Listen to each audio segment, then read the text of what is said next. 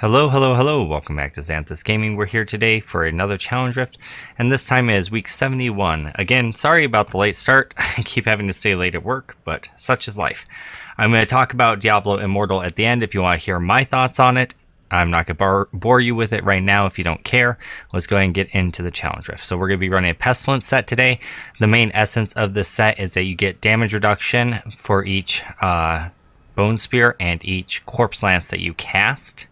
You also increase the damage of your Bone Spear and your Corpse Lance for each corpse consumed. So you get your damage mitigation by casting your Bone Spear and your Corpse Lances. Your Corpse Lances are auto-cast whenever you devour a corpse. So you need to generate some corpses first or pop your Land of the Dead.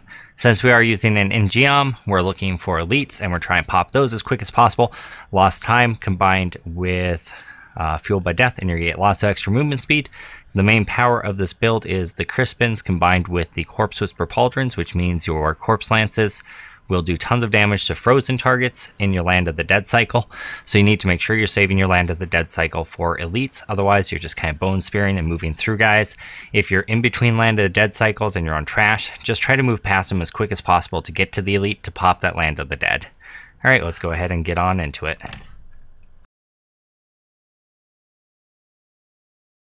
Alright, here we go. First one I've done since getting the map. Let's go ahead and give it a shot. I'm going to start off by numlocking my number 2 key. If you don't know how to numlock, check out our video guide on how to do that under the playlist for Survival Guide for 15, Season 15. It's listed under the Advanced Tips and Tricks and Techniques video. Let's go ahead and get on in there. Numlock is set. I've actually switched around these two skills by right-clicking and moving them. Doesn't really matter. Let's go ahead and get on in there. Alright, first elite's going to be almost right off the bat here, so I'm going to pop my Land of the Dead. And then I'm going to get my damage reduction and kill the elite pretty quickly. It's important to make sure that we get all the little guys that come with him dead as well. We do have pretty much infinite teleports right now because of the Engeom proc, so leverage that as much as you can. Get onto that next floor. We want to move ourselves forward as quick as possible. I'm going to stop for a second here and kill some trash, because I know I'm not ready for this first elite just yet. There's my Land of Dead, now I'm ready. We have 2 elites here. We should be able to take them out with relative ease. Our auto cast of the Corpse Lances should take out almost everything on the screen. Again, with your Engeom procs, you have pretty much infinite teleporting. Utilize that to move around the map. Now we have a power pylon that I grabbed on the way. I'm just going to use that to clear out trash as I move through here. Just get that little extra progression. And our Engeom is up. So now we're just slow walking and teleporting. Ignore that side path, nothing worthwhile there. Just gonna keep moving. Hitting enemies with my Bone Spear is gonna give me extra movement speed as well as generate corpses, keep my damage mitigation up, so might as well just hit them as you move through. Not a big deal. Here's our channeling pylon, we're gonna use that, we're gonna teleport forward, pop our Land of the Dead right now, and here's an elite. We have that. And we're just gonna teleport through as quick as we can because we have our infinite teleports with our Engeom. Our Land of the Dead will shred through stuff. I ran into a wall because I'm dumb. I'm going to pop another one because I know there's another elite coming up right here. And there he goes. And we got the Engeom proc from it, so we have infinite teleports once again. We're going to teleport, get the shield pylon, move down, focus down the elite. Pop my Land of the Dead again. I'm not sure if I popped it right away there. It might have been a bit of a misplay there. But that's fine. We got that. And then we're going to have another elite up and around some corners, so we're just going to teleport through, kill stuff as we go now because our Land of the Dead dropped and we want to wait for our next one before we really move into the next area. Avoid the bull charges, okay, and we're just going to keep moving. I believe it's the next room after this one. Yes, this is the room, so I'm going to pop my Land of the Dead, and there's my elite. Hit him, get his globes, and that should spawn the Rift Guardian, and hopefully we still have Land of the Dead up for Rift Guardian. Yes, we do. And he's dead. And that's how you do a challenge rift this week. Just mostly rely on your Land of the Dead cooldowns and just fly through it. So hopefully that helps you guys out. If it does, make sure to like, favorite, share, subscribe, all that good stuff. And now we're going to talk about Diablo Immortal. So if you don't care, leave at this point. I was very disappointed at BlizzCon. I knew that they weren't going to excuse me. I knew they weren't going to announce Diablo 4. I don't feel like I'm entitled for them to announce Diablo 4. I felt that it was kind of misleading, the blog post that they did. try and tamp our expectations. They did say, like, we know what you want most and you're not getting it, and that read to everyone as you're not getting Diablo 4. But the thing is, that's not to say you're not getting anything else.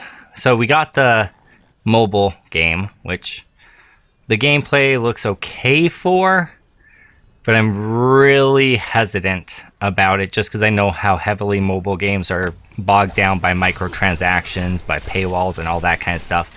And just looking at the track record of the company they're working with for it makes me even more worried, because that company has a really bad track record of just loading down their games with pay to win. Now, that said, I think I have confidence knowing that Blizzard won't do that, because they've never done that before. They put skins in and stuff like that, and loot boxes for paying, but they've never had pay to win. So I guess I'm not too worried about it, but I just feel like the blog post they made was a little bit misleading, because they said, you know, we're not going to give you the thing you want most, which is clearly Diablo 4, right?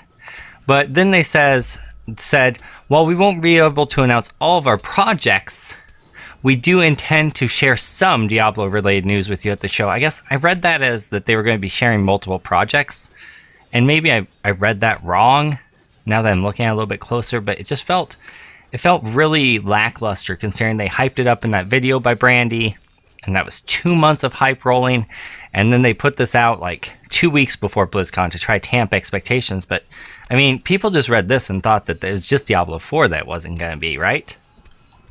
And you combine that with their issues on the YouTube video. Yeah, Immortal Rage out. Yeah.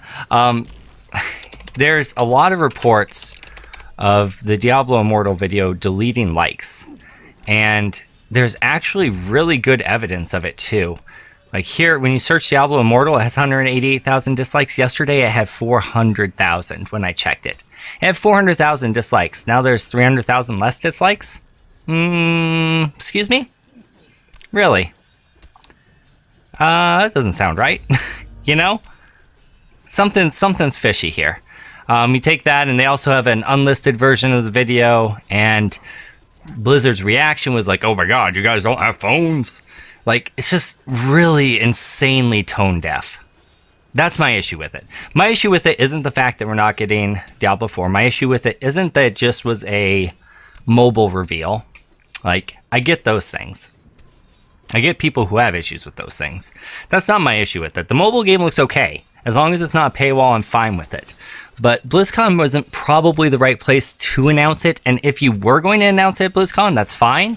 But you should probably also at least recognize that you have other things in the works. Because you said multiple Diablo projects, we don't know what that means. You could be talking about Diablo plushies for all we know. A Diablo comic book. A Diablo Netflix series. There's no guarantee that we're getting another game on the PC for Diablo ever. Ever. And that's what bothers me, is just that they didn't at least say, you know, Diablo 3 players, we know you're starved for content, we have a pack coming up, or Diablo 3 players, unfortunately that's all the content you're getting, but we have Diablo 4 in production. We're not ready to show you anything, but we want you to know that it's there. Like, that's what I feel like they should have said. You also combine that with the fact that there's news stories today that Diablo 4 was going to be announced at BlizzCon, but that they pulled it. Gizmodo, I believe? No, Kotaku. Kotaku basically published an article from Blizzard Inside Sources saying that Diablo 4 was going to be announced at BlizzCon, and they pulled it out at the last minute. And the original announcement was just going to be them saying, hey, we don't have footage to show you, but we're working on it. And they decided to pull it because the game's undergone several versions of development, and they weren't confident that they would finish it. And that is a scary thought. But they could tell us that, you know? They could say, hey, Diablo 4 is in the works. We don't have footage to show you. We've reworked it multiple times. You know, we're not there and it's gonna be a while. But hey, we care. And here's some information. But the response instead was, God, you don't have mobile? And yeah, we're not taking questions about that. And how dare you fans be upset? You're so entitled. And like, just... It's mind-blowing, the amount of mishandling on PR. It's just mind-blowing. I don't understand why they would choose to go this way when there's such an easy out for them. And people gave them an easy out. When Fluffy asked, you know, are you planning on porting this to PC? They could have said no, got booed, and then been like, but we do want you PC fans to know that there's other stuff coming for you. They had an easy out there and they didn't take it. And that's the part about it that upsets me. I don't love the idea of a mobile Diablo game, but the gameplay looks fun, and as long as it's not a paywall, I'll take it. But goddamn, I want PC Diablo. You know, I want more of that. And if they're not going to deliver that, that's fine. I'm not entitled to it. I don't deserve it. But if they're not going to deliver that and they're not planning on developing more of that, they should let their customers know, because their customers probably will start looking elsewhere. And I'm just afraid that that's why they're not letting us know. It's because they're not sure about Diablo 4 yet, and they don't want to lose customers to other games. And if that's the case, then they need to just communicate it, you know? Just have a little transparency. I don't feel like that is too much to ask. What do you guys think? Let me know in the comments below. By the way, thank you guys for being here. Have a wonderful night.